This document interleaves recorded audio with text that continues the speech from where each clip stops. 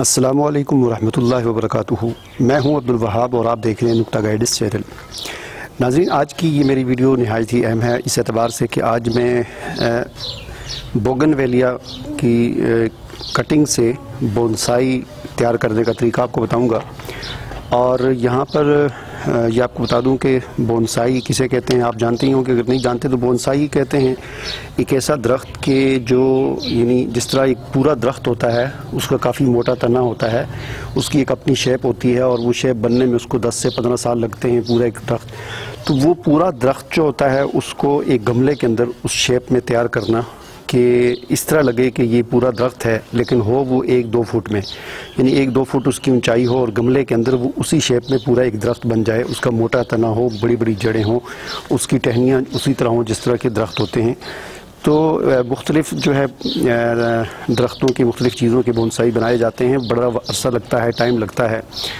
तो बोगनवेलिया ये एक फूल होता है, इसके साथ फूल लगते हैं, आप जानते ही होंगे। आमतौर पर हमारे शहरों में जो सड़कें होती हैं उनके बीच में सरकारी तौर पर ये लगाया जाता है, बड़े खूबसूरत फूल होते हैं। तो इसका भी बोनसाई तैयार हो सकता है, तैयार किया जाता है। तो मैं इसका बोनसाई आज तैयार करने लगा हूँ। तो उसमें जो सबसे अहम जो बात है वो ये है कि बोनसाई तैयार करने के लिए एक मोटा तना जो है इसका चाहिए होता है। तो यहाँ पर आप देख सकते हैं कि मैं जो है इसका, अगर मैं आपको दिखाऊँ, मैंने इसका इस तने का इंतखाब किया है। असल में अब यहाँ पर पत्ते बहुत ज़्यादा हैं तो शायद आपको नज़र ना आए, लेकिन अभी मैं इसको काटूंगा आरी के साथ। यहाँ पर अगर आप देख सकें तो ये काफ़ी मोटा तना है। तो इसको मैं अभी आरी के साथ काट कर फिर आपको दिखाता हूँ। तो ये आप देख सकते हैं नाज़रीन, काफ़ी मोटा तना मैंने काटा है। तो इसकी मैं टहनियाँ काट देता हूँ ताकि आपको अच्छी तरीके से ये नज़र आए और समझ आए कि क्या चीज़ मैंने काटी है। तो अभी आप देख सकते हैं बोगनवेलिया की ये कटिंग मैंने ली है और इसको मैं गमले में उगाऊंगा।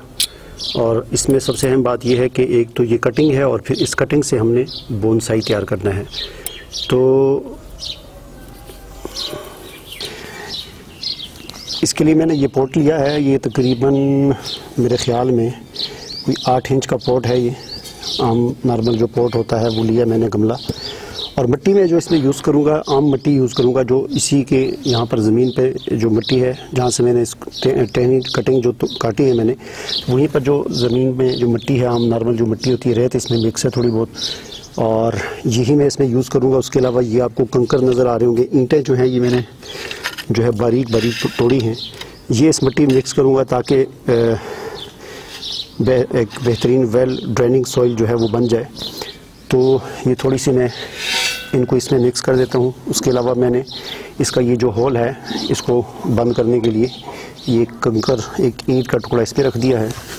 और उसके बाद इनका मिट्टी में मैंने ये ईंट के छोटे छोटे पीस जो हैं ये किए थे, इनको इसमें मिक्स करने का मकसद ये है कि ये सॉइल जो है ये एक बेहतरीन जो है पानी का ड्रेनिंग का जो सिस्टम है वो अच्छा बन जाएगा इससे। और फिर ये मैं इसमें डाल दूंगा।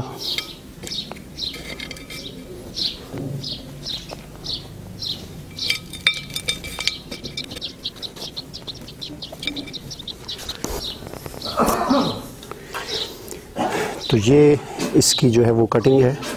इसको थोड़ा सा मैं, शेप तो वैसे इसकी बनी हुई है, थोड़ा सा मैं यहाँ से छील देता हूँ ताकि इसकी जो रूट्स हैं वो आसानी के साथ निकल सकें।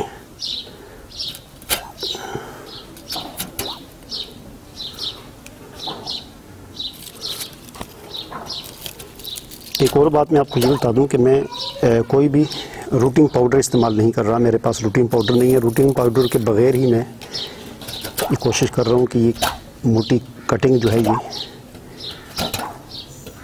लग जाए। तो इंशाल्लाह मुझे उम्मीद है कि ये आसानी के साथ ग्रोथ करेगी। मार्च का महीना है,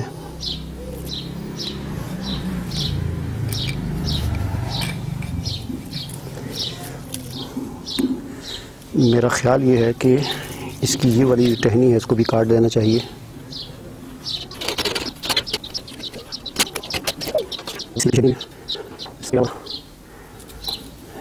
इसको भी मैं थोड़ा सा कम कर देता हूँ, बहुत लंबी है ये।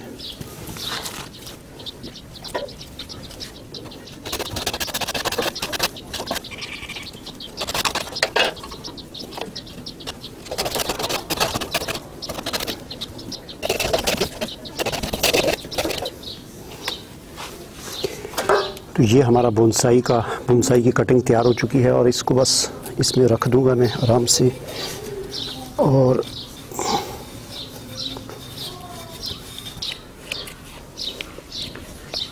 तो नाजरीन, ये बिल्कुल रेडी हो चुका है। अब इसमें पानी डालेंगे और इसको मैं पानी डालने के बाद इसको धूप में नहीं रखूँगा, बल्कि 15-20 दिन तक, जब तक इसके पत्ते जो है नए नए निकल आते उस वक्त तक मैं इसको साए में रखूँगा।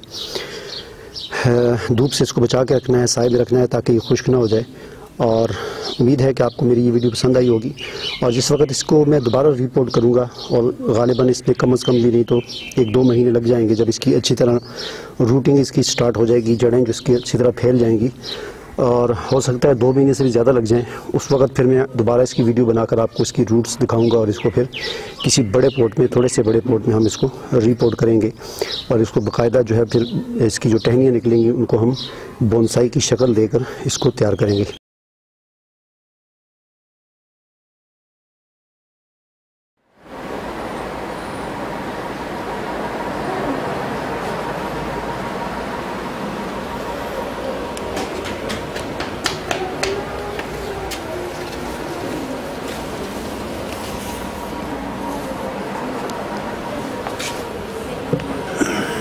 जी जनाब, आज मैं काफ़ी अरसे के बाद आपके सामने दोबारा हाज़िर हुआ हूँ इस वीडियो को लेकर। और मुझे कंफर्म तो याद नहीं कि जब इसको ये कटिंग मैंने लगाई थी बोगनवेलिया की, वो कितने महीने पहले लगाई थी और कितने महीने के बाद आज मैं दोबारा आपको दिखा रहा हूँ। लेकिन अंदाज़ा मेरा ये है कि कम से कम 5 से 6 महीने पहले ये कटिंग मैंने लगाई थी। आपके सामने जो वीडियो के पहले हिस्से में आपने देखा, और अब आप देख सकते हैं कि इसकी कितनी बड़ी बड़ी और लंबी लंबी टहनियाँ जो है वो निकल आई हैं। और कुछ टहनियाँ ऐसी भी हैं जो मैंने 1 महीना पहले कटिंग उनकी की थी, जैसे आप यहाँ पर देख सकते हैं। ये टहनी मैंने यहाँ से काटी थी और फिर ये एक नई टहनी निकल गई। तो अब इसकी थोड़ी सी मैं और कटिंग करूँगा, और मेरा ख़्याल ये है कि इसे मैंने बोनसाई बनाना है। तो ये टहनियाँ थोड़ी सी इनकी मैं कटिंग करूँगा ताकि उसके बाद ये थोड़ी सी मोटी हो जाएं, तो फिर मैं इनको बोनसाई की शक्ल दे सकूँ।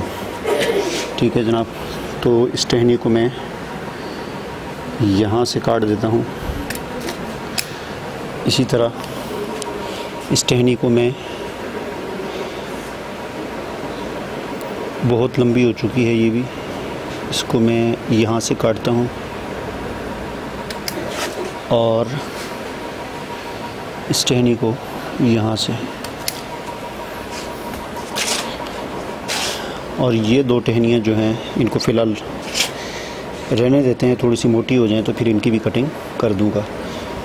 तो बहरहाल इस वीडियो को मैं यहीं पर ख़त्म करता हूँ।